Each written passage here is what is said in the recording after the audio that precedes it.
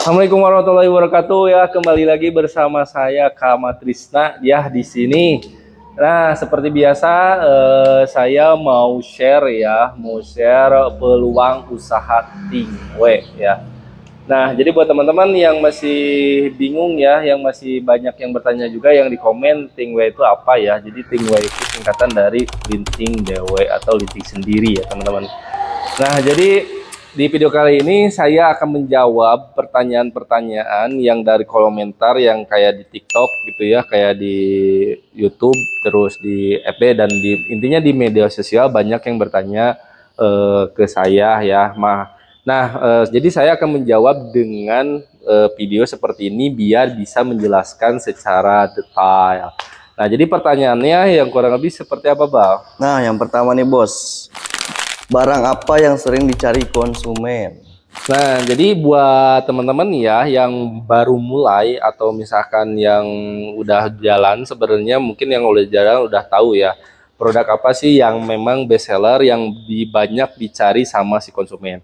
Yaitu yang jelas ya, kalau kita melihat dari data ya, dari data penjualan kita, yang best seller itu yang banyak dicari konsumen itu yang kiloan, yang pabrikan. Nah, yang kiloan pabrikan yang itu yang seperti apa? Nah, untuk produk kita itu ada dua ya. Untuk produk kita ada dua yang kiloan tuh. Ada yang premium sama yang super premium. Nah, kalau yang premium itu yang kemasan yang merah ya. Nah, kalau yang super premium itu kemasan yang hitam. Nah, untuk rasanya yang premium itu ada 20 varian rasa. Nah, contohnya yang seperti yang best seller itu seperti rasa Sampurna, terus rasa Surya, terus rasa Marlboro, dan masih banyak lagi. Intinya ada 20 varian rasa. Nah, untuk yang super premium rasanya itu nggak ada 20 rasa ya. Itu rasanya cuman ada 12 rasa ya. Untuk yang best sellernya hampir sama, ada yang rasa Sampurna sama rasa Surya ya untuk yang best sellernya. Nah, bedanya apa yang kiloan yang premium sama yang super premium? Yaitu yang perbedaannya dari rasanya. Jadi buat teman-teman yang nyari rasa ya, yang nyari rasa, pengen rasanya mirip banget, itu nanti teman-teman bisa coba ambil yang super premium ya, yang kiloan super premium. Nah, untuk masalah keuntungannya itu yang super premium itu lumayan gede ya keuntungannya, profitnya itu bisa nyampe 100%. Jadi modal di bawah 200.000 ya, 1 kilonya itu di bawah 200.000. Nah, kalau misalkan teman-teman ecer itu bisa jadi 400.000. Jadi untuk masalah keuntungannya itu bisa nyampe 200.000 lebih per 1 kilo. Jadi kalau misalkan teman-teman bisa jual 1 kilo aja sehari itu udah lumayan, udah bisa ketutup untuk operasional dan profitnya itu bisa lumayan ya. Jadi kayak gitu sih. Wah, mantap, mantap. Nah, pertanyaan kedua nih, Bos. Berapa modal awal untuk usaha Tingwe? Nah, untuk modal awal ya buat teman-teman yang pengen mulai, nah saran saya itu jangan dulu ambil yang modal dengan gede-gede dulu. Nah, kenapa? Karena teman-teman itu wajib ya harus riset dulu, harus tahu produknya dulu. Jadi kita menyediakan beberapa paket ya, diantaranya ada paket 1 juta, 2 juta, 3 juta sampai program buka toko yaitu 6,5 juta. Nah, biasanya saya saranin dengan modal 500.000 ya Pak. Kita sudah menyediakan paket tester dengan 500.000. Nah, dengan paket tester di sini ya teman-teman, fungsinya nanti teman-teman bisa riset dulu ya. Bisa di daerahnya itu bisa coba-coba dulu di daerahnya itu rasa apa sih yang best seller, rasa apa yang banyak disukai di sana. Nah, setelah itu barulah teman-teman bisa coba ambil yang paket yang lebih gede ya. Contohnya seperti paket buka toko yaitu 6,5 juta.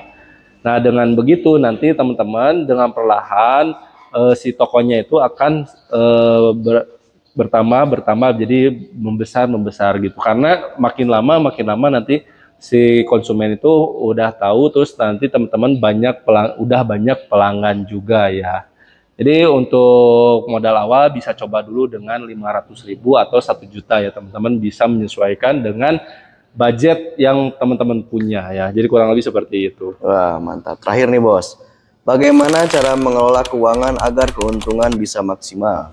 Nah, ini ya yang sangat-sangat penting ya menurut saya kalau misalkan teman-teman memulai usaha ya.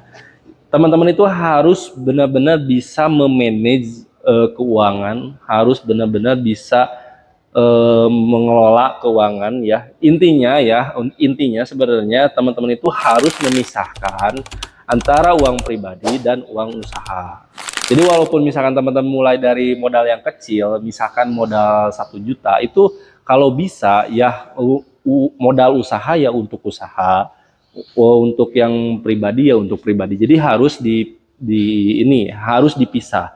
Terus gimana cara mengembanginnya biar supaya si keuangan itu settle, biar supaya si keuangan itu nggak kebocor ya. Jadi teman-teman itu intinya harus memisahkan ya. Terus kalau misalkan udah jalan si tokonya atau usahanya itu, kalau bisa teman-teman itu digaji sama diri sendiri ya. Jadi jangan seenaknya ngambil, wah kelihatan nih sekarang profitnya misalkan 1 hari nyampe berapa ratus ribu, itu jangan diambil semua ya profitnya. Kalau bisa teman-teman itu jualan mau sepi ataupun mau rame, itu teman-teman harus digaji ya sama diri sendiri gitu. Jangan sampai melebihi dengan pendapatan teman-teman. Jadi kurang lebih seperti itu ya. Itu tips mudahnya ya. Sebenarnya bisa pakai data yang lebih akurat, misalkan pakai Excel atau ya yang lebih itu ya. Tapi biasanya untuk awal-awal itu kan omsetnya nggak terlalu besar, mungkin profitnya nggak terlalu besar juga. Jadi ya teman-teman harus pintar-pintar ya untuk mengelola keuangan, karena itu bisa menentukan usaha teman-teman untuk kedepannya. Jadi kurang lebih seperti itu ya teman-teman. Mudah-mudahan video kali ini bisa bermanfaat untuk teman-teman. Kalau misalkan bermanfaat, tolong share ke teman-teman yang lain biar video ini bisa bermanfaat untuk orang lain juga. Saya Kamal Disna, wassalamualaikum warahmatullahi wabarakatuh.